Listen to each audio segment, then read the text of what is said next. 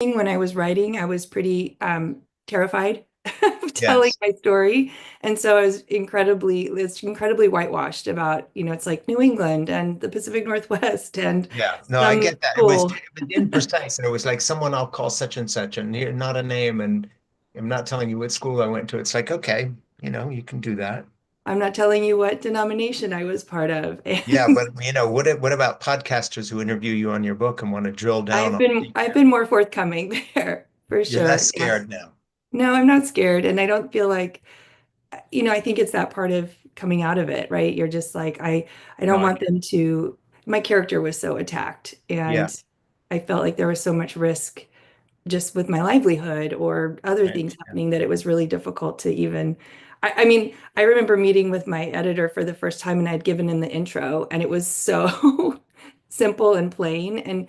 And he was like, I need to know more of what's going on here. And I was just Yeah. terrified. I was like, he's like, I'm not going to tell anybody, but I need you to like, I don't know how to help you with your book if you're not Can we use your name on your book? right. And so, Like, how anonymous do you want to be? I'll right, call myself. right. I mean, it's in my maiden name. My book is written in my maiden name, Yeah, and here you are. but Hey, let me I said, introduce you correctly here a second, and then we'll keep going. okay. Because Ernie has taken us live to our YouTube Oh, okay. folks. So anyway, this is In Conversation with Frank Schaeffer, and I am Frank Schaeffer. And today my guest is Michelle Moffitt. And Michelle is a friend of mine, Melanie Brooks, who wrote a book called A Hard Silence. And Melanie is a good pal and has been doing some editing on something I've been working on for the last 5 years. And so we have a nice connection here, Michelle, through her. Let me just introduce you properly. Michelle is a psychotherapist, leadership coach, Enneagram expert and author of Cracked Open, A Journey to a Resilient and Independent Mindset. And Michelle was referred to us, as I just said, by Melanie Brooks. In Conversation with Frank Schaeffer is what you're watching and or listening to. And I'm going to ask you to please subscribe right now on YouTube and to In Conversation with Frank Schaeffer on Spotify and Apple Podcasts, if that's the way you're getting our wise and wonderful show. And to my Substack, it has to be said at frankschaeffer.substack.com. And so now we are live on YouTube, and then later this is turned into a podcast and goes to where podcasts go. And we're talking today with someone who has written a book that we've just mentioned. Um, and I finished reading this morning on Kindle. So all my notes that I've taken are on my note page here, which I will be referring to. And what I typically do is not go in order, but in a way introduce the book through the themes that I'm going to be talking about. Now, you have some stories in this book that I won't be telling because there's no point me retelling your stories. I tend more to drill down on the substance of what I think it all means. And the only thing I'm going to say first before we get into it is that we share something of our background in that I grew up in an evangelical fundamentalist community. I left that, fled, as I put it. Um, there, our stories are very different because your story is about a relationship that went very bad in a marriage that you were, brought into through the kind of teaching that I was brought up on. But in terms of the conclusions you draw, though our stories are different, um, there's a lot that I like very much, and I'm going to be talking about that. And so the first thing I would just tell people is that Michelle has written a good book. Um, Thank you. and you have a copy there. So I'm going to ask you to hold it up and show people. Can you read the title and the subtitle? Sure. Cracked Open, A Journey to a Resilient and Independent Mindset. So before we get into the book, what do you do now? This book came out when? In January. Yeah, so it's new. And what do you do day to day now? And I'll describe what I do day to day now. I'm working on a new book. I'm cooking tonight for my grandson, who's got a friend from France visiting in a school exchange program. So basically, I'm a cook and bottle washer and child caregiver who also writes. I have a long, interesting history, an evangelical world, and my father being a famous theologian and so forth. But kind of where I live day to day isn't all about that. It's more about what I do that I'm most interested in, which is the kind of quality of the relationships that I have with my grandchildren three of whom live across the street, and the ordinary things of life. And so you do counseling Mhm. and you do other things, but just give me a thumbnail of who you are before we get into the book. I mean, not the part the book covers, but just, Right. Yeah, sure. Day to day, I wake up and kind of think through. I feel like I've started three businesses. So I have a counseling practice that I've had to rebrand because my counseling practice was clinically trained and biblically informed. yeah. Um, and so I've had to rebrand that to move out of kind of biblical counseling. Um, and I have my book I'm promoting, and I also am a leadership coach. I do workshops and speak to larger groups and mostly executives. Yeah. So cutting to the chase, one writer to another, can you earn your livelihood doing all this stuff? Or are you, how do you manage? Yeah, I think that, I mean, that is actually the question that I wake up with every morning. Like, Yes, where am me I getting too. paid? Self-unemployed. Yes, where am I getting paid? What needs to be my main focus? Yeah. Can I add a little bit of fun to that Yeah. while I'm doing it? And what do I need to do to make sure I'm taking care of myself? Because I feel like self-care is a part-time job. Sure. But So how do you put all that together? Because we're going to get into the story in the book, and people will understand when we talk about that why I'm asking you basically, well, how are you now? yeah, And what are you yeah, doing? And how are you making ends meet? Because you've come out of a marriage relationship that foundered and went away, and you've changed your point of view, as I have. And of course, in my past, those transitions, and I don't usually go here, by the way. I don't know why I'm starting here with you. But those transitions cost me a fortune, mhm, literally, because the God money in the God business that I was in was huge. And we had access to massive followings. My dad was a kind of a cult guru of a big group. And all I had to do is basically take the family name and cash in on it, walking away from that with a wife and three children in my late 20s and early 30s was life changing, not just because of the philosophical religious considerations, but the real everyday shit. Like, now what do we do? right. I don't know how to do anything else. I've spent the last 10 years as the sort of sidekick shill to my parents, making a movie series with him and Dr. Coop and other people who then went on and did stuff in the evangelical world. And so I'm always interested in a story like yours because we tend to sort of intellectualize it or talk about the theology as if it's all ideas, but you live in the real world. Mhm. So I'm going to start very backward here and just drill down on this a little bit. Yeah, How have you put your absolutely. life together since you made these big changes? And part one, part two, what are the transitions you're still in? Because the book isn't the end of a journey, it's kind of the beginning of one. So Mm. let's get present tense for a minute and then we'll drill down on the book. Yeah, I mean, thank you, Frank, for understanding and seeing that. That's really important to me. Hmm. Um, the transition was terrifying and hard. It was noble to not make money in that Mm-hmm. space, and at the same time, the expectation for other people to provide for you was huge. I've read your memoir, so I'm like, Yeah, I feel like all the things happening in your book and the belief systems in that space. So, if somebody was wealthy, of course they could be doing more for the kingdom, and you would sure. receive scholarships. I was tired of being the scholarship family. Um, to the Christian camps or to the Christian schools or Yeah, whatever it was. But there was an expectation that people should do that for us yeah. since we were the leaders.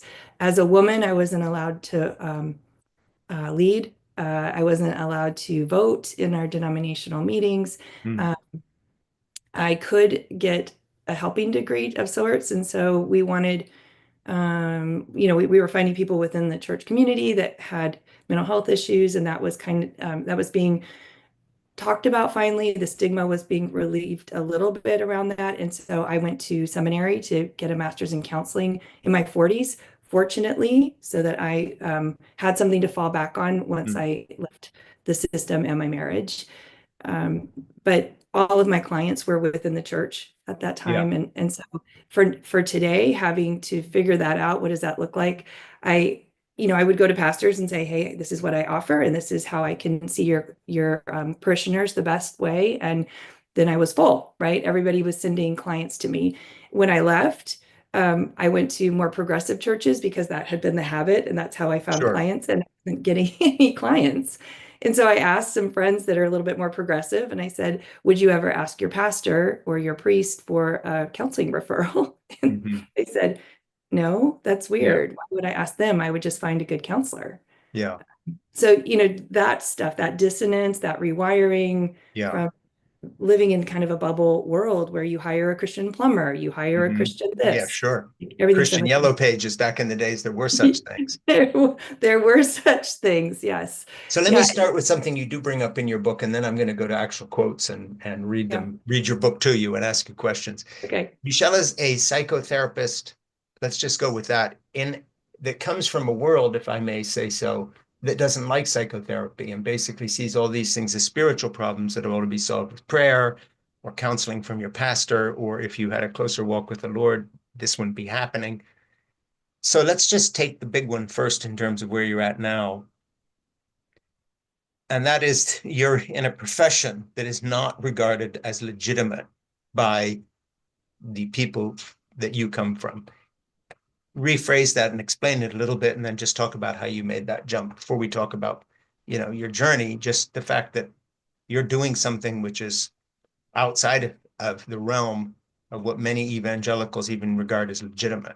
Yeah, yes, all of that. And I think the convincing of that we're whole selves, that we have mental illness is a real thing, but a lot of times in some evangelical circles, they don't believe in science. So even Right.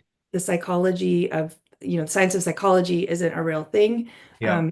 And if you just trusted more or prayed more, you would be better. There were several times within our faith community that people needed to be on medication for Yeah. some pretty intense mental health issues, and that was frowned upon um, Mhm. to take medication that might level you out a little bit because something other must be going on, whether you have a demon or Sure. you're not reading the correct version of the Bible or you're Yeah. not in the ESV maybe. And so it was a place of educating churches, I think, in that space of like what is helpful to your parishioners.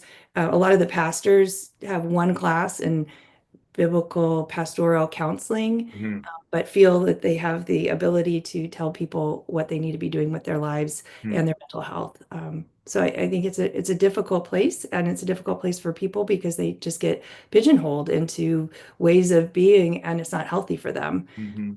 I think Yeah, in one thing I noticed in reading your book is that strain runs through it of the view of psychology and all this that the evangelical community has. But then, of course, it's kind of also a training ground for the kind of conspiratorial rejection of medicine anyway. So yeah, it doesn't surprise me at all that the anti-vax movement finds a deep-seated support system within so many of these groups, because basically the suspicion of science and the world and worldly knowledge is inculcated into you at a very young age in evangelicalism, where you see yourself as apart from the world, capitalized. There, all those people out there. So all anybody like a Donald Trump or a Kennedy or any of these other people have to hook into is that general level of paranoia and the persecution complex that already sees anything that comes from the outside as suspect and probably malign. So just talk about that a little bit, and then we're going to get into the book. yeah. It's interesting. I was at a church recently listening to um, a sermon, and first of all, I'm looking around going, I hope I'm not being complicit to be in this space, but I was trying to be supportive of a friend. And the first point of the sermon was an us against them. Like Yeah, all those people out there are bad. And so yeah, it's a real fear-based place you're coming from, and you're like, oh my gosh, they're bad. They're bad. And that's all you latch onto yeah, until you actually use your brain and think about it. How are they bad? What are they doing that's bad? yeah, And then you get to the last point of the sermon and it's you're bad too. yeah, And so you have this like massive hyper vigilance going on yeah. around you, the world, yourself. How am I showing up? Is it okay to be here? Mm. Like, what am I doing that's displeasing to God? Do I need to repent again? And it's just this massive hypervigilance in your body. And so Yeah. when somebody suggests something like vaccinations are bad and all the research behind them is a conspiracy, you latch onto it really easily. Yes. Well, Yeah. and it fits in with a certain worldview you've already developed as a protective measure to not have to question anything. You can just reject it.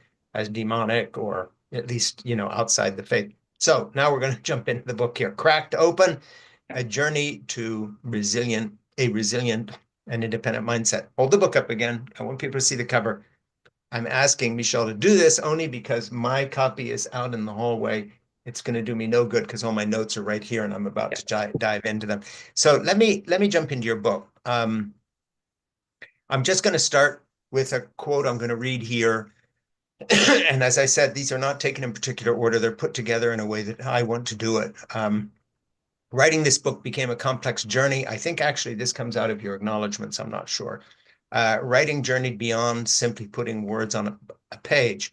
My body relived the experiences I narrated.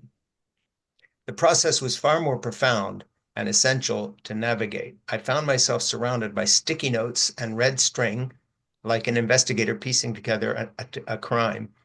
And I'm using my voice. I wrote this book out of necessity for my own understanding to make sense of what happened in my life. As I filled the pages with words, I isolated myself at home. When I did go out, I started checking my surroundings just like I used to. Fear gripped me. Am I safe? Are they watching and judging me? Is this okay to be in my life? Is it okay to be here? At Costco and buy perfect bars and fresh flowers. Even the most mundane normal activities caused me to jump. As I wrote, more words brought more emotions, uh, and so on and so on. So basically, this is toward, I think, the end of the book in an acknowledgement section. But what it seemed to me to do when I read it was set up a story being told by someone who was so emotionally stressed by telling their own story that you could hardly bring yourself to tell it. And I was kind of joking before we started here that your book, basically everybody's referred to as I'll call so and so. You don't talk about the denomination. You don't talk about the name of the college you left, where you went back to. So let me go to the very basis of the beginning of your stress here. And if you want to just go to the big experiences that were so formative in terms of the way you were formed, not just how you were brought up, but what happened to you.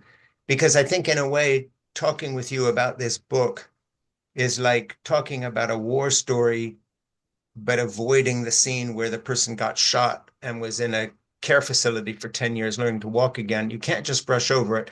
So rather than quoting your own book to you, which I'm going to do some more of, I want you to give me a thumbnail sketch of the worst bits of your life that led you to be that traumatized while writing your own story, Mm. and take it in any order you want. But Yeah, I'm not pushing you to do things that aren't in the book because you've told the story in the book, but I want to hear it from you here. sure. Yeah. I think the one of the biggest things that happened for me was reporting the abuse that I was having from my husband and asking for help, asking for a lifeline from the other church leaders, and hearing back from them that we don't believe you. And Yeah. s- and that was a huge trauma because when I started moving away and moved, 3,000 miles away from where I was, um, I was like, does anybody believe me? Mm. Like, am I going to be able to survive if I'm not believed? Because I don't know where I stand, and becoming isolated, hiding, Yeah. um, in not in my story, but also I was like, I don't want to be my story. Mm.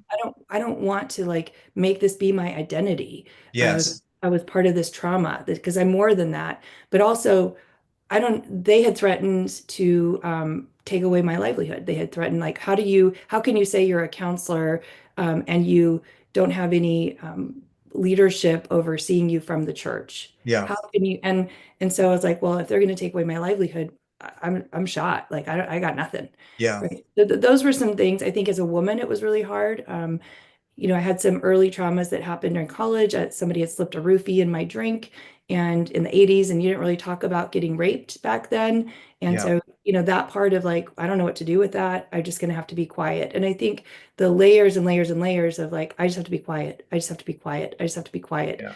I have to try to make this work. And I talk about this in my book. Divorce wasn't an option. We were actually asked to remove that from our vocabulary. So whatever happened, you needed to try to make it work. And Jesus was going to be enough Mm. to make anything work. And 2 weeks in, my husband, sits down and says, I've lied to you. And I was like, lied about what? I'm very forthcoming and what you see is what you get. And he said, I've lied about how fast I ran the 40, what grades I Mm. got, how much I weigh, that I was involved with other people during, our engagement and so on and so forth. And I just thought, I don't know what this doesn't compute. I don't know Yeah, what to do with this.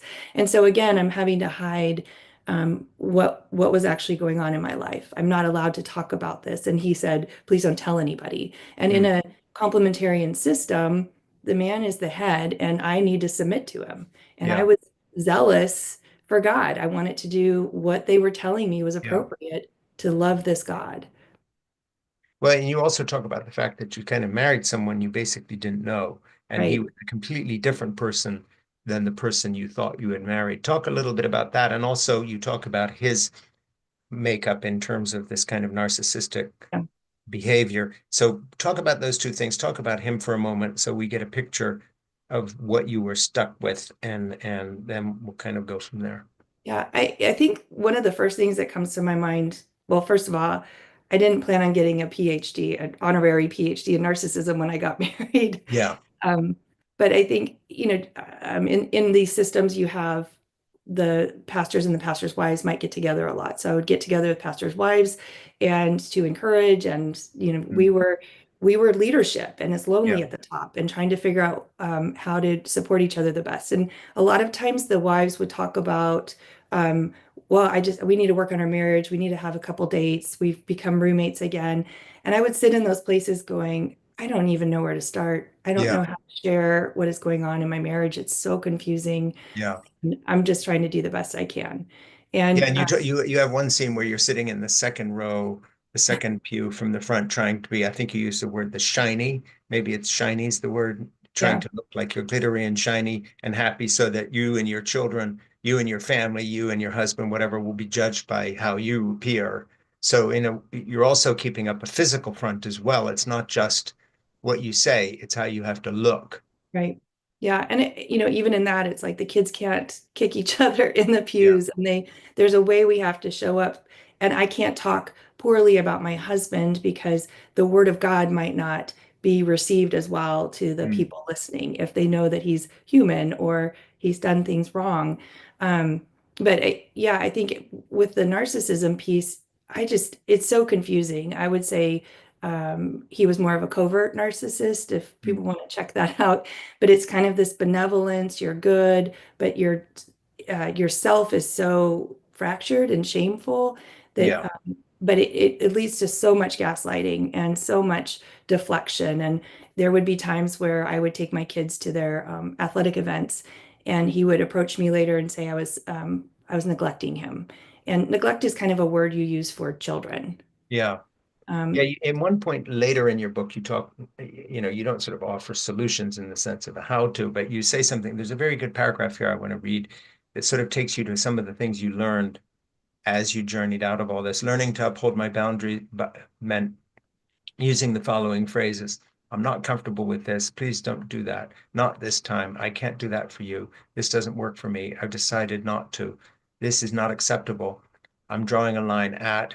I don't want to do that. I tell myself, Michelle, I honor your needs, preferences, and limitations. And I remind myself, and this is a really good one here, no is a complete sentence. So just talk about the process of going from where you were to being able to write that paragraph, because obviously that's a different person than the younger woman who's raped, who leaves the college where a bad thing happened to her, goes somewhere else, which, by the way, neither institution gets named in the book. So maybe we'll go there. But there's a kind of there's a timidity in your book to expose some of the people who did it wrong to you because you're sort of telling your story. But then on the other hand, the very fact you have to come up with that list of sentences like, no, I don't want to do that. I don't feel like that sort of shows how you've changed, but also how you view your relationship with people and in terms of the abuse you suffered. Mhm. And I think by cutting to the end there, there's a kind of it sheds light on the path you've traveled. I just wondered if you want to talk about that. Yeah, the schools I was at, University of Washington and University of Southern Okay. California. Yeah. So we'll throw that out there. And again, writing the book was a really difficult, hard experience and terrifying, Mhm. to say the least. Just a fear of the fear that these people had put into me. Yeah. And that's not at all how I grew up. And so it was really a coming back to myself of who I was and what I believed in. Um, I think it was interesting until even a few years ago, I didn't understand that the word patriarchy was more of a cultural term. I just Mm. referred to it as something about Abraham. Yeah. And and so understanding that, I feel like I was in this sort of triple patriarchy when I Mm. began to understand my marriage was very patriarchal, the church was very patriarchal, and Yeah. our greater culture is. And so I was absorbed. My husband would use the words leave, cleave, and weave, Mm.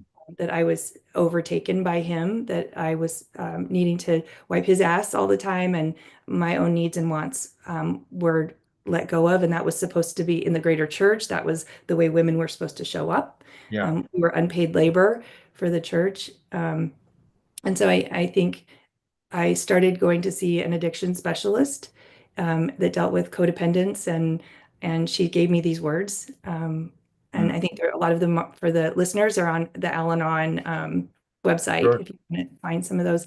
And it was incredibly hard to start saying those things because it was a whole shift in my body, down to my cells. My cells had believed so intensely in the way that I was operating, Yeah. and having to stand up for myself was really, really difficult. I remember the one of the things that I said was, he would come after me with um, these things that you would feel like you got caught in his system, and you didn't have a way out to say something. And so he would say, "You don't love me anymore." And I'm like, I don't know what to do with that. Yeah. I'm supposed to say, "Of course I love you," blah blah blah.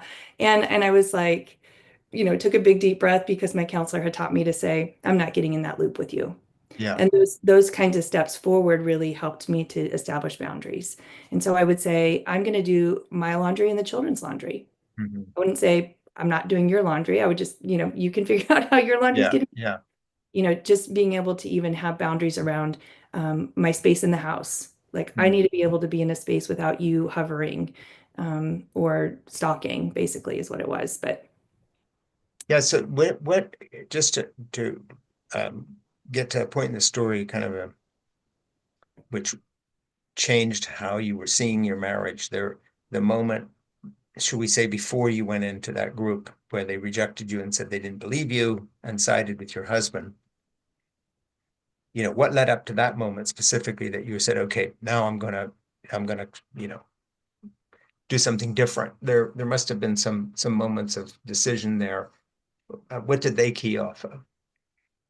yeah, that specific moment that's in the intro is, it had been brewing for a while.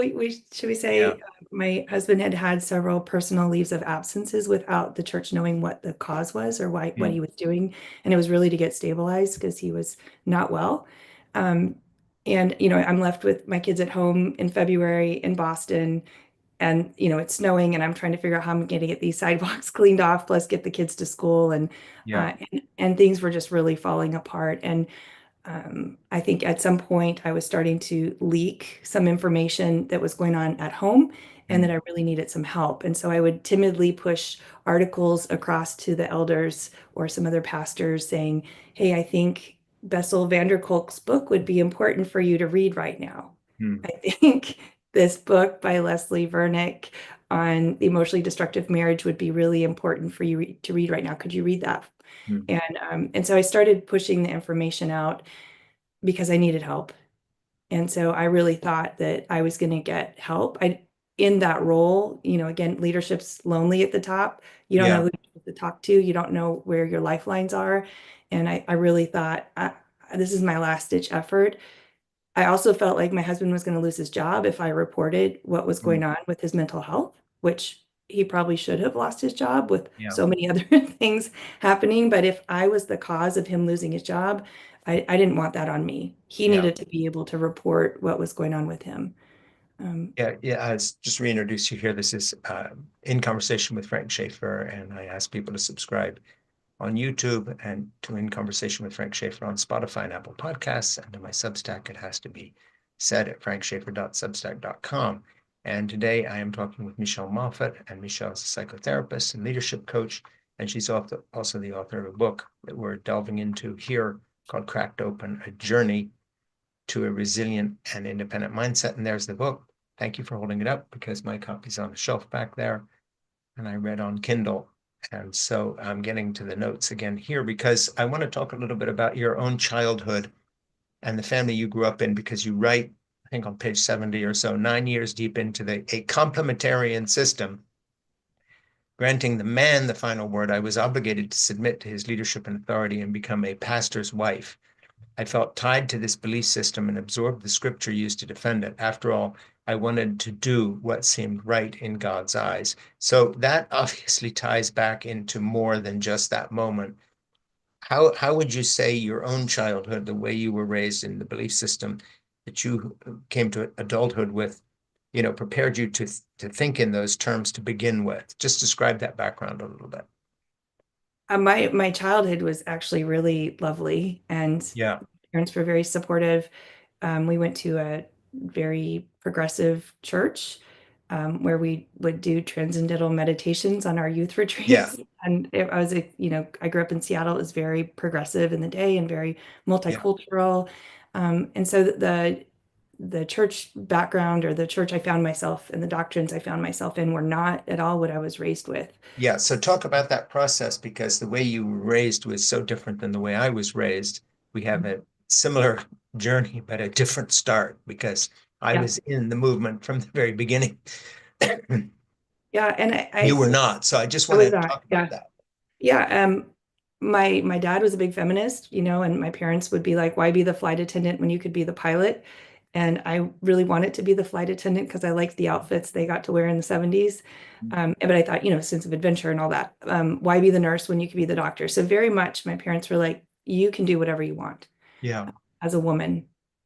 And I alluded to those traumas that happened during college. I transferred back and forth several times during my college stint. And I think my body and my brain were trying to tell me how to find belonging. And as 18-year-olds, we don't know where we belong. And we're, Well, and you talk about wanting to belong, and that group was so inviting because you had this desire to be part of the group. But I'm just wondering what that transition was, because did you talk to your parents about some of the trauma that you had in college, or were you keeping that all silent?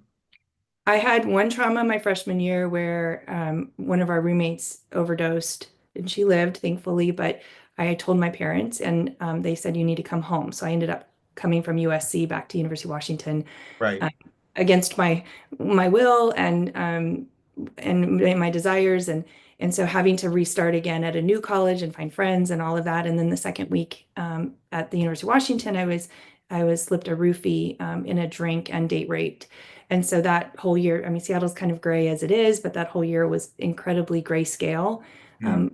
for me. And then I put together whatever you would call a PowerPoint back in the day. Maybe it was where you drop the pieces of paper to say, here's why I need to go back to USC, mom and dad. And so they let me go back to USC, um, and my again, like my body and my brain, because we're holistic, we Mm. was looking for safety. And I was just like, if somebody could just show me how to show up in the world and keep me safe, I will do whatever you tell me. And I have a tendency to be overly optimistic and Pollyanna-ish. And so that landed me in this system where somebody said, hey, if you say this prayer, we got you. You're Yeah. sealed. You're with us. And who doesn't want to be a part of a group who has fun activities for you all the time, and who, in the church community brings you meals when you have babies and sets up play dates for you. And so all of a sudden I'm finding myself at USC with this group that is saying, you belong to us and we'll take you, we accept you, and here's all the events you get to participate in and belong, and you're not going to be by yourself ever. So that was my entry into that system. When in the book you talk about starting to binge watch programs on narcissism and so forth, but that was kind of your attempt to understand your husband a little more. As that unfolded, um, were you able to share any of that with him or with the people in the church, or was this completely private and you're just doing all this by yourself? I was sharing with some people in the church. I had a broader community, a Christian community in Boston. Um, Yes. and some, but I just wasn't sure who I could trust and who would believe me and who would help me. Because you're supposed to work through anything. And my husband wasn't admitting to the abuse that he had done. And I was like, how am I supposed to work with How this? are you supposed to work with that? Yeah, and then, at what time did you start talking, if I can put it this way? I don't want to imply you were dishonest, but at what point did you talk to someone honestly and openly about the range of the things you had faced in terms of this journey?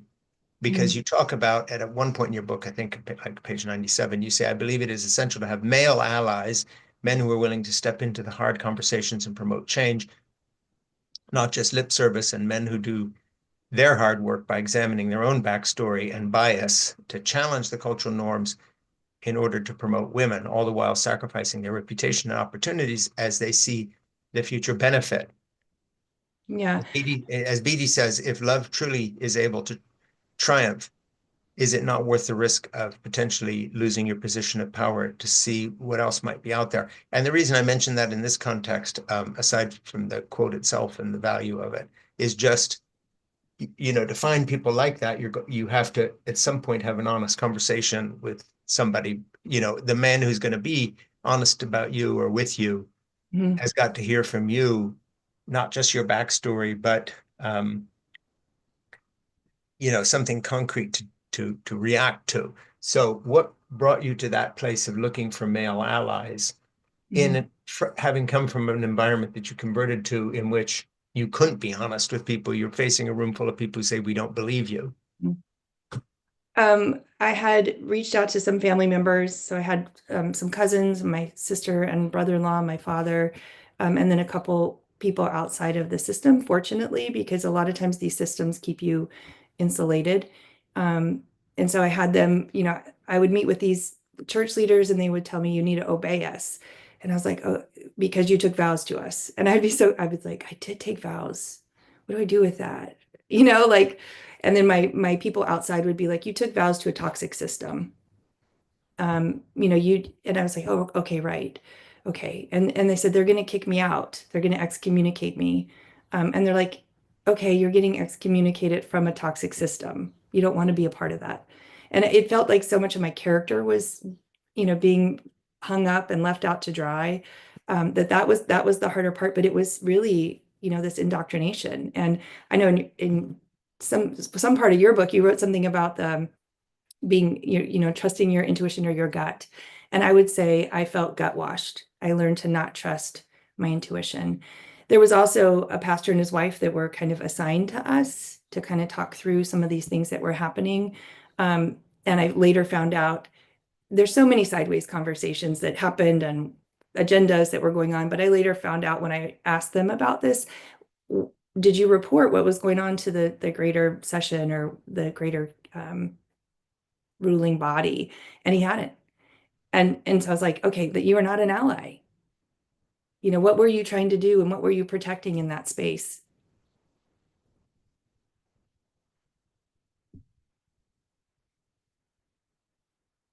I lost your can't hear Muted because I told you I was going to cough some and unmute. So I'm referring to Baptist Land by Krista Brown. She wrote a whole book on the kind of cover up in the Southern Baptist Convention you. of reports of abuse and people blaming the women and so forth and so on. I want to just introduce you again here so we stick with the program. Michelle Moffitt is a psychotherapist, and she's written this book, Cracked Open: A Journey to Resilient and Independent Mindset. I want to change the subject here and sort of broaden out a little bit and get your view on something as someone who's done this. One of the people we interviewed a little while ago was Magdalene J. Taylor, who writes a lot about relationships and so forth. And I think just to contextualize your journey, I think some of us who come out of a more evangelical background, I know you converted to it, and that's not your deep background, but you went through this. Basically, start seeing things through that lens. Like I see it through the lens of having been Francis Nita Schaeffer's son, and I came out of the evangelical background. You talk in your book about the sort of the preoccupation with virginity and marriage and all the rest of this. And you marry young, you don't burn with lust, all these things that, I experienced in my own group. But there's a kind of a wider context that's very 20th and 21st century that both of us have lived our lives in when it comes to relationships and women. And Magdalene writes a lot about this. And essentially she says in an article called Main Character Energy, which I just got on her Substack site today, she prefaces it by saying our romantic lives are often guided by digitally imposed needs to be the main character, to live, quote, for the plot. What if the story isn't our own? And then she goes on and talks about people who engage in behaviors against their best interest are timeless. Among women in movies, they are femme fatale, are manic pixie dream girls, whatever other flat label we wish to use. Unlike the usual narrative arc of these labels in film, however, these contemporary real world women aren't side characters. They aren't here to serve some more compelling story of the men in question. No, the women are the protagonists. They're all in pursuit of, quote, main character energy. And any main character, in order to be our protagonist, must go through some major tribulation, some conflict, both internal and external, that yields a change. And then after going through this whole thing and talking about a lot of her contemporaries in New York City, young women who are out there doing interesting, hot kind of things, she finishes and asks them all this question. And it's an interesting one. She says, you are the main character of your own life. So is everyone else. The question is, who exactly is in the director's chair? Is it you? And it was interesting because I just read your book when I read her column, and I really like her work. And she sort of is very much in that mix of younger women trying to find their way. So I would just say two things. That group of women and the relationships they seek with a certain group of men, strike me as people who are really floundering a lot of the time. We have not, however relationships are supposed to work, there's nobody signing on in those particular groups that get written about a lot that seem very happy with the dating scene, with people, in relationships and all the Yeah. rest of it. So I want to ask you two questions. Do you see your story as part of that story, what I'll call the kind of unsettling of relationships and traditional ideas of marriage and family? And what I would ask people who go the other direction and basically don't go through your journey, or I would ask you this 10 years from now, well, how's it all working out for you? Because it seems to me there's a bigger story here, which is the kind of unmooring of things that generations, all the way from hunter-gatherers to the present, have taken for granted. And I'm not talking about a misogynistic view of women. I'm just talking about a kind of a balanced, ordinary life, if I can put it that way, that works. So Mhm. one of the things that comes through in your book is a kind of an unmooring from that life. You convert to a form of Christianity which sort of betrays you. You become you don't just get into this, you become a pastor's wife. So you get into the epicenter of the tornado, as it were, to the hottest, worst position you could be in. I'm just wondering how you view that now, aside from the context of your story, which is evangelical Christianity and fundamentalism. Um, we've talked to a lot of people about things like that, like, for instance, A Well-Trained Wife by Tia Levings, and other Yeah. books, similar books. There's a lot of this out there now, most of it written by women. But what I haven't seen anybody do or try to do yet is to contextualize these stories of leaving these evangelical subcultures and escaping from them. And I'm not trying to bait you into saying something here. I'm just genuinely, this is a real question.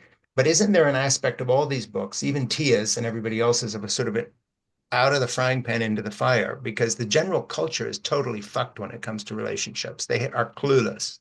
It's not like out there somewhere there's women who are putting it all together properly. You have individuals whose lives are working quite well, but there's not like, oh, well, this group has their shit together. What can I learn from them?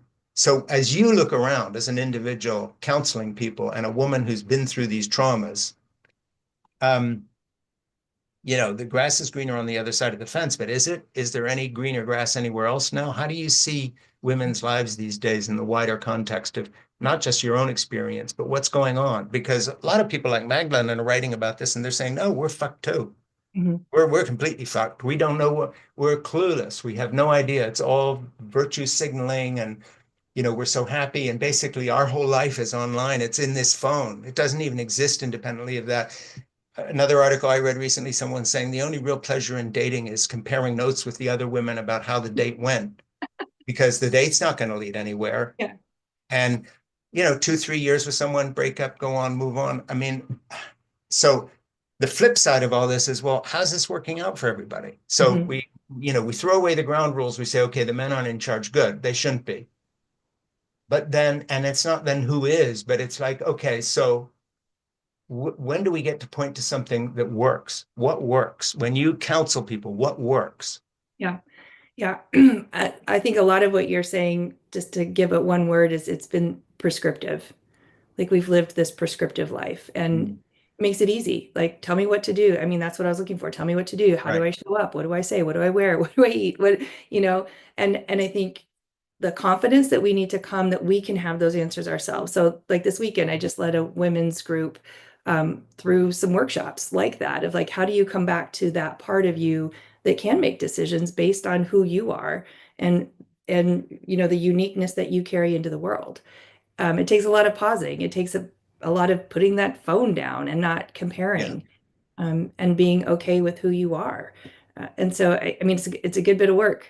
And I don't think there is a group out there that has figured it out. But I think we can. I mean, that's the work I like doing is seeing the light bulbs come on for these individuals, whether they're male or female, and really saying, oh wow, I really enjoy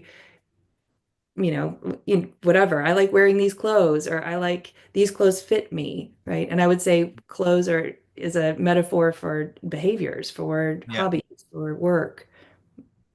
Yeah, And I think one of the things you have a quote in here that sort of ties into what I'm asking. Belonging to this religious group promised to save me. It promised if I abided by the rules, I would be safe and I could get the life I dreamed of. I would later find out, even with all my effort and zeal to follow the rules, promises were not kept, nor could and could not be kept. And I would just say, what I'm trying to say is looking at this, that same thing could be written about a lot of the younger career women I know in our bigger cities who are living online and comparing notes. And the group they join is the 4 or 5 friends they go out and have drinks with, and they're always trying to have this great time yeah, and be free and all the rest of it. But in terms of their own freedom to think their own thoughts, they're no more free than you were right. in an evangelical church as a pastor's wife. They are conforming.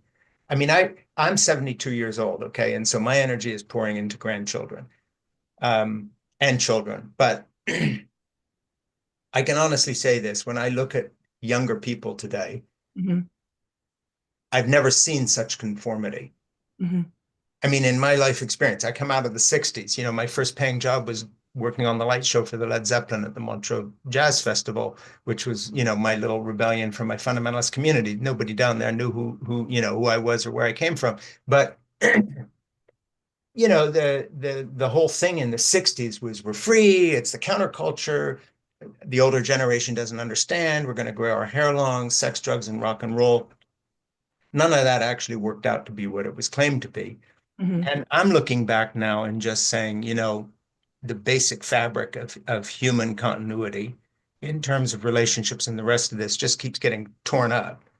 And it's not that I'm looking to a kind of a biblical mandate, but when you read prehistory and you see that hunter-gatherers cared for each other, that they shared childcare and all this other stuff. It's not that the human race is, if the human race hadn't gotten the continuity of family correct at some point, none of us would be here.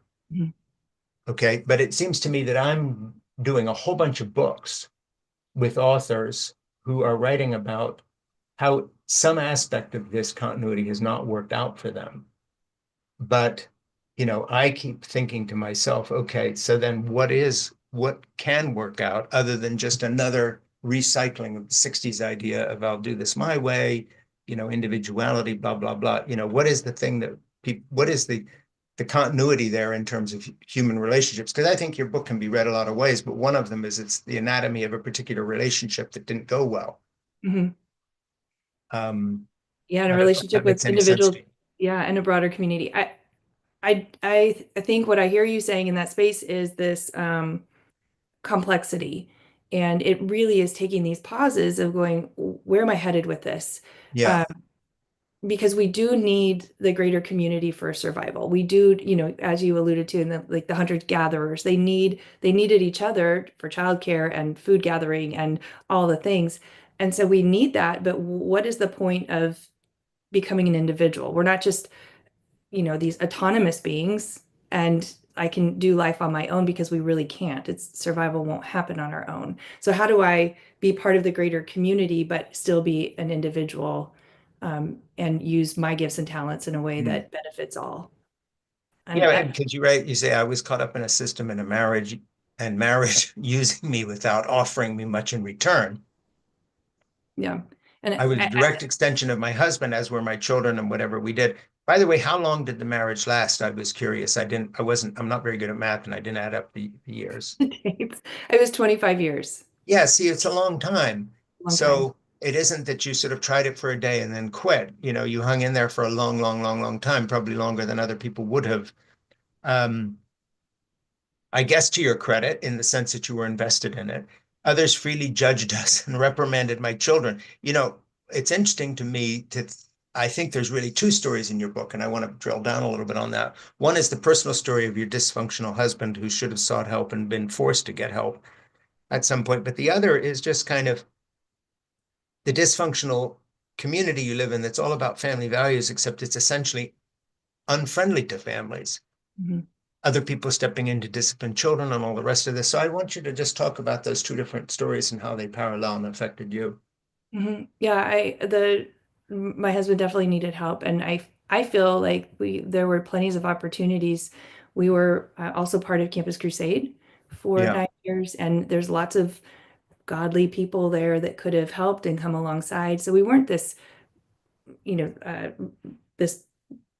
simple being walking around without anybody having sure. input into our lives. There would have been, easy conversations that could have happened to say, hey, I'm really struggling with this, or I have depression, I need some help. And like we talked about at the beginning, that is really not something that the church seeks out. Something must Mm. be wrong with you. You're not praying hard enough. You're not doing something. And so he definitely needed help.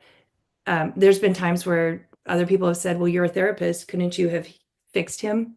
Yeah, And I, no, I couldn't. I yeah. think that was part of the problem is I think I was trying to fix a lot, and that was his work that he needed to do alone. Mm. There were times when the church dictated that we go to marriage counseling, and it would be with a marriage counselor that they had picked and that they were going to get a report from, which violates HIPAA. Great. Yeah, I never yeah, signed anything. And so but you can't go to marriage counseling if one of the partners has no sense of self and no yeah, sense of who they are, because they're bringing a non-person to what needs to be a group process. Um, I think that the other part, I was supposed to give up everything, as were my children. And so our house was open all the time for people to come to meals. And my kids were in, prep schools. And so they had tons of homework, but I was yeah, supposed to push them off and still entertain the guests that were there, because it was for the glory of God. yeah, Rescuing souls was way more important than nurturing my children. yeah. Well, I got a good dose of that because, of course, the ministry I grew up in was an open home ministry. So basically, privacy didn't exist anywhere because we were essentially all witnesses, and how we behaved would determine the eternal destination of these souls we were taking care of. So you had to be, it was all performative. Yes. Yeah. And Yeah, how terrifying for a child. Like my behavior is, somebody's soul is resting on my behavior. yeah, yeah, exactly right. And you say I was caught up in a system of marriage using me without offering much in return, as I read before. But you had this phrase that was good. I was a direct extension of my husband, as were my children, and whatever we did, others freely judged us and reprimanded the children. And then go on. We obligatorily sat in the second row of pews during the service in order to, so quote, support the pastor. Subconsciously, the message I received was to look shiny and perfect so the congregation would love the pastor even more because of his perfect family.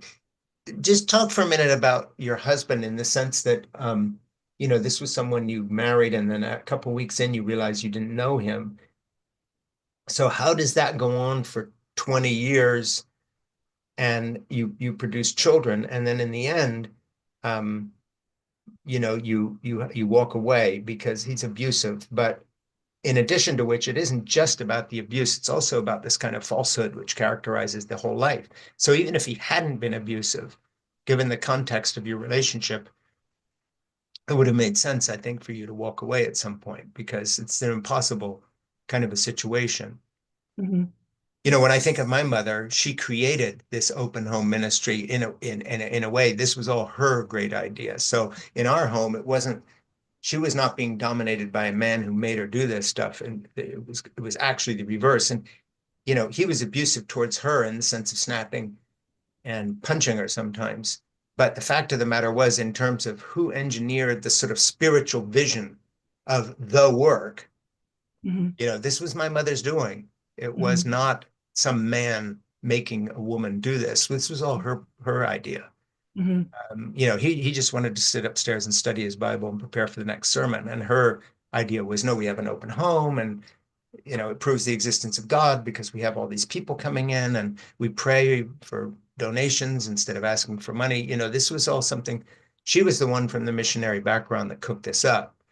So it was kind of an interesting anomaly because in our household, she was kind of abused and subservient, but on the other hand, very much in charge of this, you know, oh, well, she's the spiritual leader of this.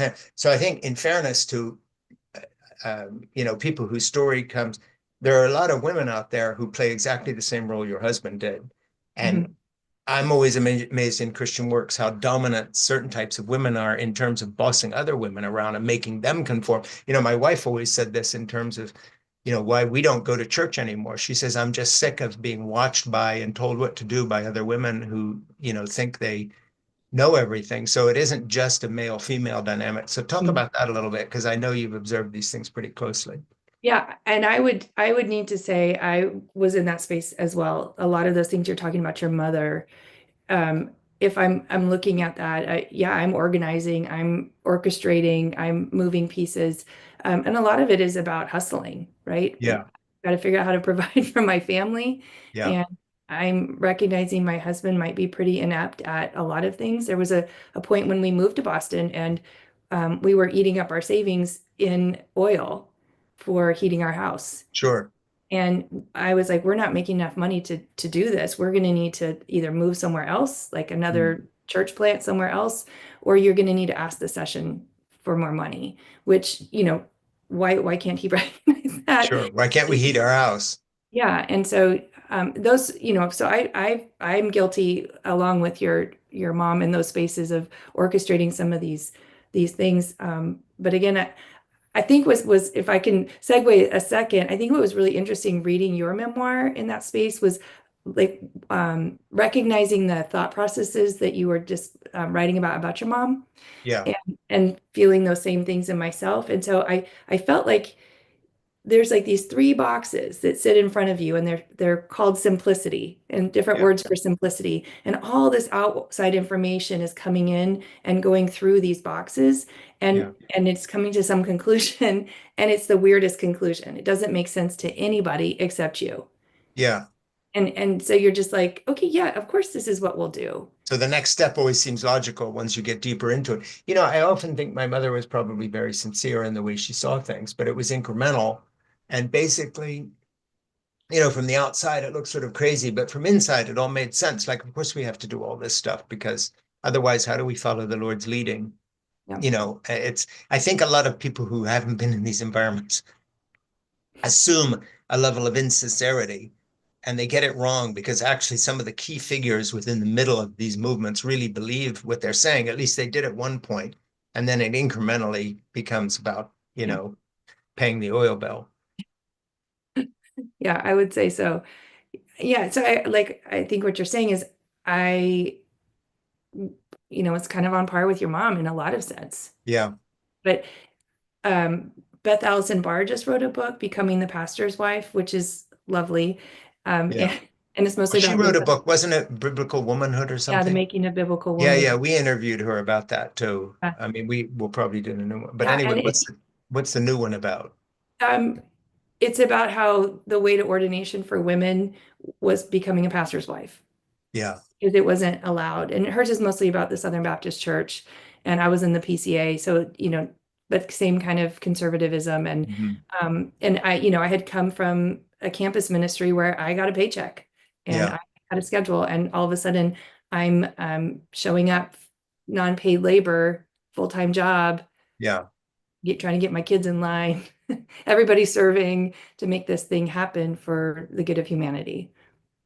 Yeah. And it just seems to me, and I said it probably very clumsily 10 minutes ago, but that when I think of Beth Allison Barr or you or, Tia Lovings and all sorts of other voices that are coming up, women writing about these things, the only thing I keep coming back to, and I'm not sure how to do this, maybe we should do a panel 3 hour interview thing with a bunch of women authors, is that my only criticism of all of these books, and I don't mean to criticize the book or the author, Mhm. uh, it's just that sometimes the general context of the post 1960s, 1970s, should we say, ripple effect of the feminist movement as it goes out through the entire strata of culture.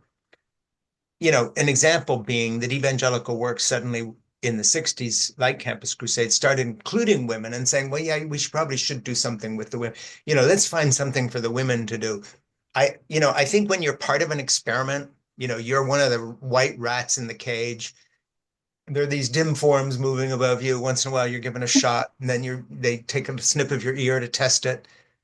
It's hard to then get the big picture and get out of the cage and look around and say, wait a minute, we're in a lab, we're being experimented on. Mhm.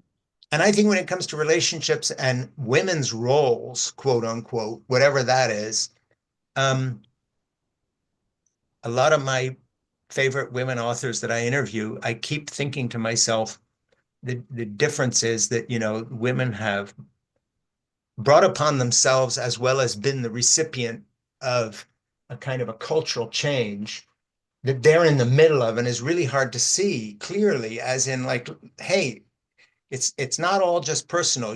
This is a tsunami and Mhm. everybody's being swept along by it. And occasionally Tia Levings or you pop your head up and say, well, here's what happened to me. But that's like discussing the surfboard, but not the wave you're on. Yeah.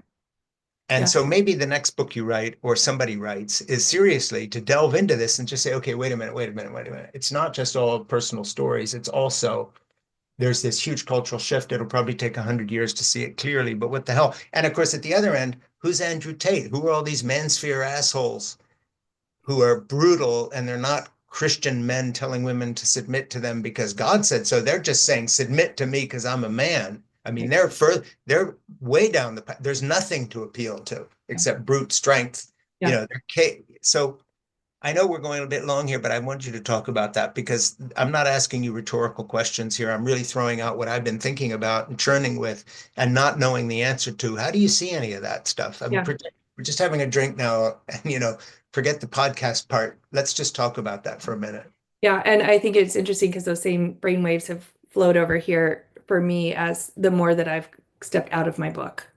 Right? I'm not in the book anymore. I'm not in the trauma Yeah. that's happening, and being able to find my own confidence in going out and talking and hearing from other people in the world, and Mm. not being afraid that somebody's not going to believe me. I don't care anymore, Yeah. frankly. But and noticing that, like, okay, now that I'm out of this, what is next? What am I noticing in the world? How do we move in this space, which Mm. is still so patriarchal, and our, political culture is so chaotic, and it feels like it's taking us back 400 years. Yeah. On Is purpose with some of the Trump administration. I mean, they're looking at you. I'm not making this personal now. Don't get even more paranoid. They're looking at Michelle and saying, get her. She's going to a jail. Yeah. Okay, but anyway, no. But in all seriousness, I mean, we've jumped the thing here. We're into a whole new thing with the Trump administration, where these misogynist, spectrum nerdy types that run all these huge tech companies, and the Trump people are sort of ganging up on women, amongst other victims, Mhm. so that none of this is just theoretical now. Trying to navigate these waters for the next 10 years and beyond is going to be tough. Yeah, it is. There's a sense of, okay, we really need to band together, and I'm kind of like, I'm so tired already. Me too. Yeah, I'm tired. I just got out of this thing. But really knowing this is our future and Yeah, having to speak out, which is also hard and terrifying. But if we start, then we can keep going. It's the 2% rule, right? I'm gonna yeah, see something, maybe, mentioning what college I went to. sure. A good is place to start. But I'm right on par with you in that it's this place of what do we do next? Mm. We're not just telling small stories. There has been some really good books written around women and how to lead, but also how to play the game. Yeah, And I'm like, I love that. I love that you're learning how to be in that space, but also like, why do we have to play the game? yeah, yeah. Right? Why is there a game to play? And can we get beyond the game? Mm. And in the game even exists within women. And, so I hear what you're saying, and I think it's a huge job that needs to be done moving forward. I think what's coming to my brain right now is just thinking about the signs on the genogram, or they're even on bathroom doors of the Yeah, circle and the triangles on the men doors, and it's just a picture of hierarchy. yeah. And the matriarchy is really a picture of inclusion. It's a circle, right? And how do we get to that place? Because that's for everybody, you Yeah, know. and I think the essential question, and I brought up one of my other guests that I talked about here earlier in this piece she just wrote that came out today. And when I think of what she writes, Magdalene Taylor, and the kind of analysis of relationships that you're making too, at a certain point, if it's not going to be Andrew Tate and the Mansphere and incels and all these other guys all the way down, at some point, somebody like Tia Levings, like you, Melanie Brooks, whomever, has to say, okay, here's what a good relationship would look like. Mhm, It can't mhm, just all be here's why mine didn't work and I was abused. It mhm, has to at some point be, yeah, but this is what, if you're sitting as a counselor with a younger couple who are in love and want to do the right thing, where there's a young man who says, look, I don't want to be one of these guys, and a young woman who says, look, I'm not just the product of some, bitter women's study program where I already hate men. We both want to actually make this work. mhm, At some point, I'm just saying, well, what do you tell them? What's a good relationship look like in this tidal wave of change? And mhm, that's what I think we don't have much of. mhm. I'll do it. Yeah, you should. No, and I think it's so interesting though, because we have these backstories that come with us, right? And we see how roles are played out in our Mhm. families, and we just automatically assume that that's right. And so if we can't be questioners, if we won't allow our bodies to feel dissonance when we change our minds. Yeah, I'm partnered very happily now. And at the beginning of my relationship, I write about this in my book. I asked him, can you rescue me? Because that was what came to my mind. I sure. needed to be rescued by a savior, and I needed to be rescued by my husband because I was worthless as a single woman. And Yeah, he very kindly says, I'm not doing that. You yeah, got this. You got this. yeah, And I think it would be easy to read my book and go, okay, now she lives this nice, comfortable life and she's breathing. And I think coming out of something like that, or mm, Tia, or somebody else, it's like we cannot quiet our voices anymore. yeah, I can't live a quiet life. It would be a disservice to myself. yeah, of course. And a disservice to people who should be reading your next book when you tell us how to do the right thing. Yeah, I think the social relationships are, that's a doozy. And I think a lot of people walk into spaces of, I'm going to get married, or I'm going to find the perfect boyfriend, be the perfect Mhm. girlfriend, and don't realize that we're dynamic beings and we're constantly changing. Yeah, I but just, on the other hand, there is another side to this, and that is with this sort of grass is greener idea. I think people that come out of an evangelical background or a strict Roman Catholic background, of course, you're different because you came from one background, went into another one, and now you're out again. But um, there's this assumption that somebody with a more secular view, more grounded in psychology, more grounded in science, has basically got the formula down. But when you look at the numbers, um, that may not be so. And that's why I keep going back to this idea that there has to be a sort of a groundwork that has to be relayed again, assuming people want to have relationships that work. Mhm. And it can't be all this online performative bullshit that so many young women are into. Mhm. And young guys, not so much because they're all looking at Andrew Tate videos and trying to buy a Bugatti somewhere. I mean, it's really a bad situation. And like I say, as a 70-year-old kind of looking at it and sending off these grandchildren into that maelstrom, um, the chances of winding up in a good relationship that works out are slimmer. And then on the other hand, all the studies point to the fact that loneliness is a far bigger killer than anybody thought. So it's like really burning the candle at both ends. Mhm. So Mhm. if the high point of a date for the young woman in New York about town doing her cool thing is to tell her friends about why it didn't work out, at a certain point she's going to be alone in her life because that's not the track that leads toward anything workable for people for more than a few years when you feel you're young and you're doing all this hot stuff. Mhm. On the other hand, all these guys being raised in a patriarchal homeschool household are a nightmare. I mean, they're going to make terrible husbands and fathers and just try to dominate another group of women. So, like I say, this is not rhetorical, but I am fishing around to get some thoughts from you, and then we'll wrap this up. Where do we begin to put this puzzle back together again? Mhm. Mhm. I think that the challenge is really how do we create independent thinkers? Hmm. How do we teach people to question what they're being heard and search for good answers? Um, I think we've done a disservice to high school students when we took away home economics Yep, and I agree. And civics.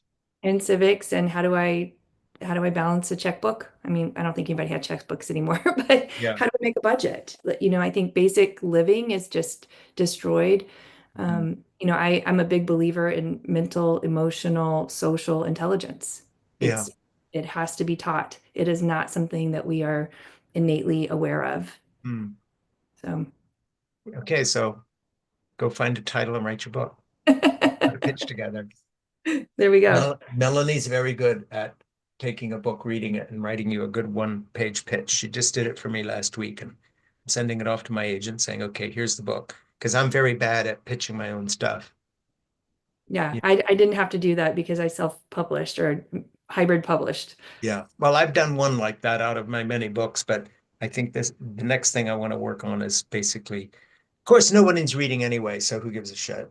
It's like, Well, we you know, are. Come on. you're not. I'm sort of reading. I read book. Hey, if I wasn't doing this podcast, I wouldn't be reading 2, 3 books a week. I used to. Yeah. What are you doing instead? I'm reading 2 or 3 books a week because I'm doing this stupid podcast. Oh, true. And Ernie texts me and says, "Are you prepared?" My producer. And then drag myself out of bed and put the book on Kindle and start reading it early in the morning. And then because if I read it a week before, Yeah. and this is part of getting older too, your brain doesn't work. Well, it never did work that way. But, if I'm doing 2, 3 books a week and interviewing authors, I have to read the book I'm going to interview within the 24-hour period I do the interview. Yeah. And I put all my notes, which I've been looking at as I talk to you. Um, because otherwise it's like, who am I talking to today? It's Tuesday. It must be Michelle. Yeah. So what would you do if you weren't reading 2 to 3 No, I books? do what I'd write my next book and I take care of my grandchildren. Yeah. Those are And pretty amazing and things to do. basically I'd rather be in the Piazza Navona in Rome at any given moment because And that's and I think, you're also the voice, right? It's but the you're irony is, I've written all these books and some of them have done quite well, but if I put something on YouTube, it has to be set a commentary and it takes off as some do quite often, then more people are watching that on YouTube within a 3 week period than have read all my books put together. On the other hand, it doesn't translate to anything you can measure. They don't all send me $1. Some subscribe to Substack and that keeps the machine going. But the whole thing's changed. Back in the day, if I was on a TV show or on NPR and interviewed by on Fresh Air or something, you'd see a bounce. Your agent would call you and say, "Hey, that really helped the book. We're hearing from the publisher." Now you can have something online or on YouTube or whatever, and literally tens of thousands, hundreds of thousands of people can watch it. And there's no it doesn't translate at all into the written word. Hmm. So if you're going to be on whatever it is out there and make money from it, then you've got to be promoting non-book items. In other words, if you're an influencer and you're selling whatever the hell you're selling, you know, then that's how people earn a living from communicating, but it's not communicating, it's just marketing. No, I would agree. I think a lot of people listen to a podcast and go, okay, got the sum of the book. Yeah, I'm good. yeah, exactly. Hopefully a few people are going to read your book, and we'll leave it there by just saying that you have written a good book, and I would hope people would read it. So, go out and do that likewise. Hold the book up one more time. Okay, so this is Cracked Open, and that's the book we've been talking about. And please stay on after I get off here. I'm going to leave, but stick around and talk to Ernie so we make sure we post everything that will help your book wherever we Okay. do this. And you can give him ideas like Melanie gave us your name for whomever you think we should be talking to. And then go write a book on what a good relationship is. Okay, I got All right. Talk to it. you soon. Thank you. Thanks so Thanks, much Mike. for being